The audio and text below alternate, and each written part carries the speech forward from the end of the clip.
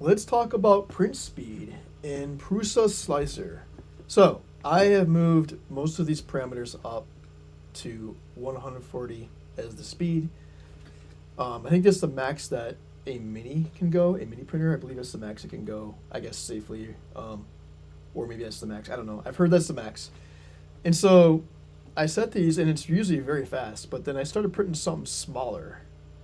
And when you print something smaller, the time it takes for the layers to finish is much quicker. So when I was printing, I was like, why is it so slow doing the infill and like just everything?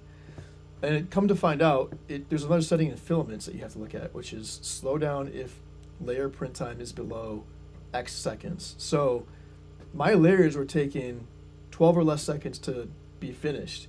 So this thing was actually slowing it down. And that's why I wasn't seeing the print speed that I expected.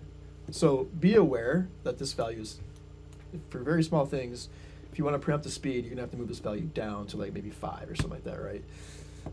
So that should get me back to where it's not overriding these speeds anymore once I change this. So that's a thing I never would have known unless Prusa support told me about it. And it's something I learned today. And I'm very happy to learn that because I'm ready to start printing faster.